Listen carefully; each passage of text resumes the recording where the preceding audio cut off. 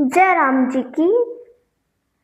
जेहि विधि नाथ हो हित मोरा, करहु सो बेगी दास मैं तोरा। की प्रार्थना प्रभु से करते हुए श्री सीताराम जी के चरणों में प्रणाम अर्पित करके अब मैं श्री रामचरितमानस के प्रथम सोपान बालकांड के पिछले भाग से आगे के प्रसंग को आप सभी के आनंद के लिए गा रही हूँ। देखी जनक भीर भय भारी, सुचि सेवक सब लिए हकारी। तुरत सकल लोगन पहि जाहू, आसन उचित देहु सब काहू। अर्थ, जब जनक जी ने देखा कि बड़ी भीड़ हो गई है, तब उन्होंने सब विश्वास पात्र सेवकों को बुलवा लिया और कहा कि तुम लोग सब लोगों के पास जाओ और सब किसी को यथा योग्य आसन दो। कहि मृदु बचन विनीत तिन, बैठा रे नर नारी। उत्तम मध्यम नीच लघु, निज निज थल अनुहारी। अर्थ, उन सेवकों ने कोमल और नम्र वचन कहकर उत्तम, मध्यम, नीच और लघु सभी श्रेणी के स्त्री व पुरुषों को अपने अपने योग्य आसन पर बैठाया। राजकुंवर तेहि अवसर आए, मनहु मनोहर तातन छाए। गुण सागर नागर बर बीरा, सुंदर श्यामल गौर शरीरा। राज समाज विराजत रूरे, उडगन महुजन जुग विदु पूरे। जिनके रही भावना जैसी, प्रभु मूरत तिन देखी तैसी। देखहि रूप महारण धीरा, मनहु वीर रसु धरे शरीरा। डरे कुटिल नृप प्रभहि निहारी, मनहु भयानक मूरति भारी। रहे असुर छल छोनिप बेखा, तिन प्रभु प्रगट काल सम देखा। पुरबासन देखे दो भाई, नरभूषण लोचन सुखदाई। अर्थ, उसी समय राजकुमार राम लक्ष्मण वहां आए।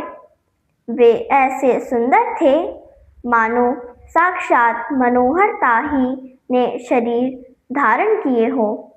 वे गुणों के समुद्र, चतुर और उत्तम वीर हैं।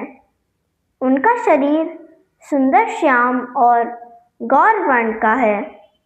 वे राजाओं के समाज में ऐसे शोभा पा रहे हैं मानो तारागणों के बीच दो पूर्ण चंद्रमा हो।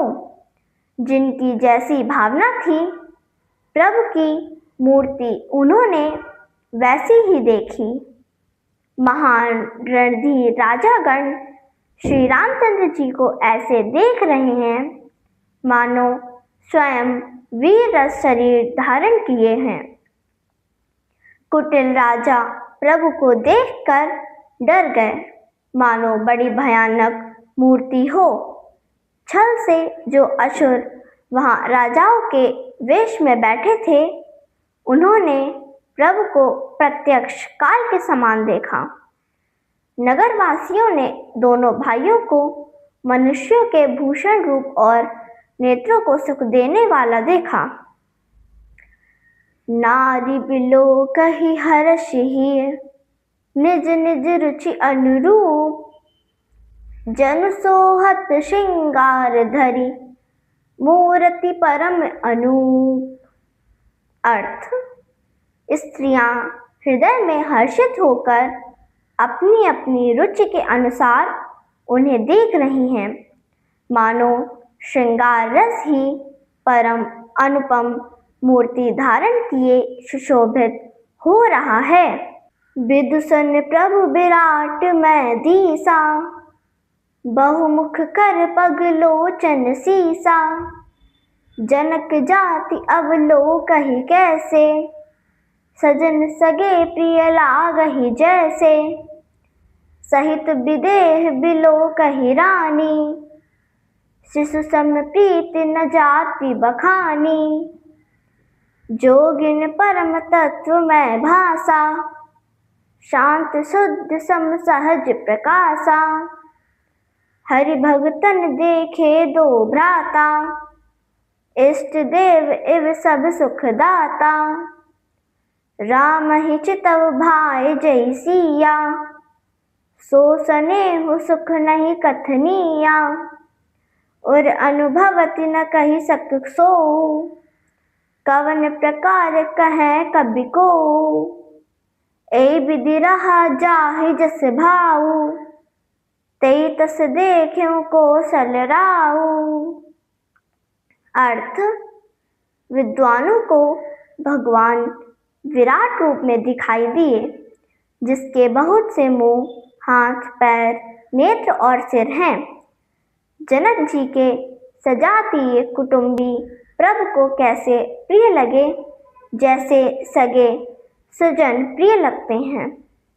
जनक जी समेत रानियां उन्हें अपने बच्चे के रूप में देख रही हैं। उनकी प्रीति का वर्णन नहीं किया जा सकता। योगियों को वे शांत, शुद्ध, सम और स्वत प्रकाश परम तत्व के रूप में दिखे। हरि भक्तों ने दोनों भाइयों को सुखों के देने वाले इष्ट देव के समान देखा। सीता जी ने जिस भाव से श्री रामचंद्र जी को देखा, वह स्नेह और सुख तो कहते ही नहीं बनता है। जिस स्नेह और सुख का वे हृदय में अनुभव कर रही हैं, उसे वह स्वयं भी नहीं कह सकती। फिर कोई कवि उसे किस प्रकार कह सकता है। इस प्रकार किसकी जैसी भाव चेतना थी, उसने कौशलाधीश श्री रामचंद्र जी को वैसे ही देखा। राजति राज समाज महु, कौशल राज किशोर। सुंदर श्यामल गौर तन, विश्व विलोचन चोर। अर्थ, सुंदर, सांवले और गोरे शरीर वाले तथा विश्व भर के नेत्रों को चुराने वाले कौशलाधीश के कुमार राज समाज में सुशोभित हो रहे हैं। जय राम जी की। मेरे वीडियो को नित्य देखने वालों आप सभी से अनुरोध है कि मेरे इस प्रयास को शेयर व लाइक कर मेरी सनातन धर्म के प्रति छोटी सी सेवा को अपना स्नेह प्रदान कीजिए। जिन लोगों ने अब तक मेरे चैनल को सब्सक्राइब नहीं किया है, वे इसे सब्सक्राइब करने की कृपा करें, ताकि मेरा वीडियो आपको बिना विलंब के प्राप्त होवे। जय राम जी की।